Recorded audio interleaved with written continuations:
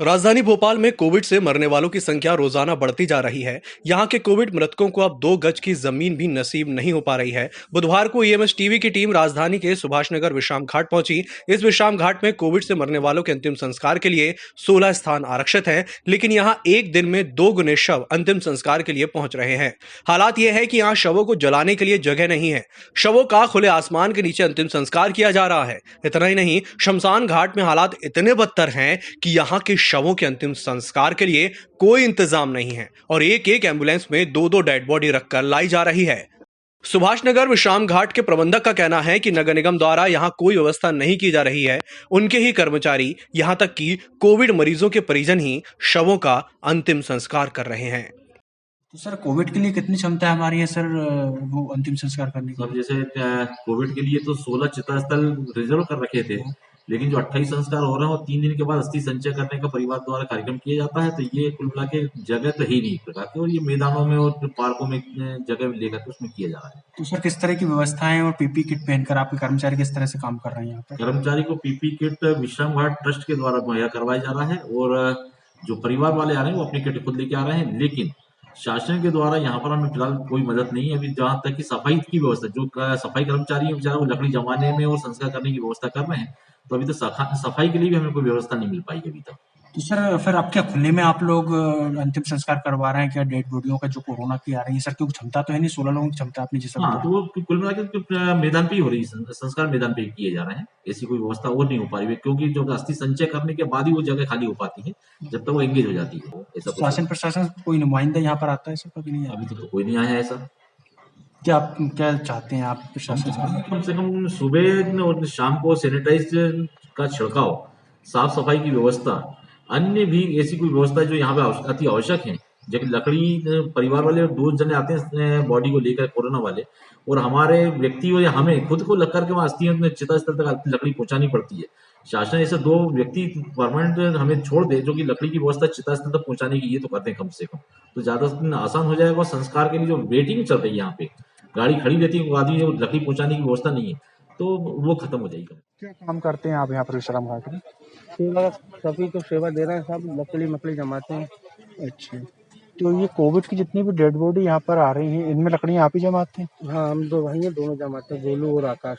अच्छा, तो सुबह कब आते हैं आप और कब तक ये काम जारी रहता है यहाँ पर? जहाँ सुबह हम लोग आ जाते हैं 7 साढ़े 7 बजे, हाँ। और 10 11 12 तो आराम से बच जाता है। अच्छा, तो ये कोरोना के कितने रोज सब यहाँ पर आ रहे हैं और किस तरह की व्यवस्था रोज है? के कोरोना का आ रहा है 30 से 40 45। अच्छा, तो आपको यहाँ पर किस तरह की समस्या आ रही है? खुले में यहाँ पर जला रहे हैं आप? अब ये गंदगी पड़ी है, ये हटिया है, और बाकी तो कुछ दिक्कत ही नहीं है। जो जगह नहीं है तो लोगों को परेशान नहीं होने दे रहा है, सबको बस सेवा देते ही रहना बराबर। नहीं, बस जहाँ लकड़ी जमाते हैं, और दूसरी बात ये कि पल पल पे चली जाती है, सबको बारी बारी एक एक बारी सबको फ्री करते जाते हैं। अब जहाँ तो हमारा बचपन ही बीता जा रही है, बचपन से काम कर रहा है, पीढ़ी बाई पीढ़ी चल रही है हमारी। अच्छा, तो ये कोविड वाली डेड बॉडी आती है तो आप पीपी किट पहनते हैं क्या? किस हाँ, तरह की पीपी सावधानी? किट पहनता हूँ ना, सब अच्छा। पूरी सावधानी रखता हूँ, ग्लव्स, पीपी किट, मास्क वगैरह, सैनिटाइजर हाथों में सब करता रहता हूँ। तो यहाँ पर ये जो है, जो साफ सफाई को लेकर नगर निगम वाले आते हैं, कुछ व्यवस्थाएं करते नहीं? अभी नगर निगम वाले तो कोई कुछ नहीं आ रही है, जब से कोरोना बॉडी आ रही है।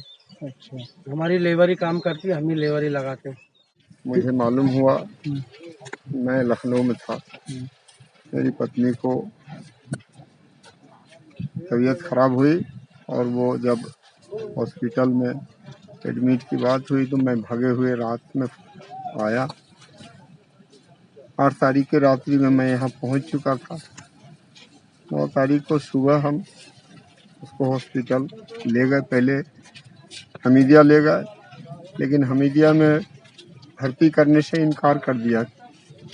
हमने बहुत रिक्वेस्ट किया, लेकिन हमीदिया के लोग इतना निर्दयी थे कि कोई व्यवस्था नहीं, कोविड की कोई व्यवस्था नहीं। भयावह स्थिति है, वहाँ रोज कम से कम 40-50 डेली मर रहे हैं। और ये सरकार इतनी भ्रष्ट है, यहाँ के मुख्यमंत्री इतना भ्रष्ट है, ये डूबा हुआ है। कोविड के नाम पे साल भर ये हो गया है तांडव, और साल भर से ज़्यादा हो गया, लेकिन कोई व्यवस्था नहीं। जितने भी लोगों ने डोनेट किया प्रधानमंत्री कोष में उसका आता पता नहीं है, लेकिन मैंने आज जो मंजर देखा, मैं अपनी पत्नी को मरते हुए जब देखा, महसूस हुआ। पहले मुझे ऐसा लगता था कि नहीं ये सब गलत बात है, लेकिन जब मैं अपने सर से पानी जब बहा तो मुझे लगा कि वास्तविक में जो है गरीबों के साथ में खिलवाड़ हो रहा है। जिसके पास पैसे नहीं है वह इस कोविड का कभी सामना नहीं कर सकता, और वहाँ गरीब ही मर रहा है, अमीर लोग मरते नहीं। अमीर को तो प्राइवेट वार्ड में शिफ्ट किया जाता है, उनकी अच्छी ट्रीटमेंट हो रही है। भोपाल से EMS टीवी के लिए वीडियो जर्नलिस्ट देवेंद्र माली के साथ हेमंत माली की रिपोर्ट।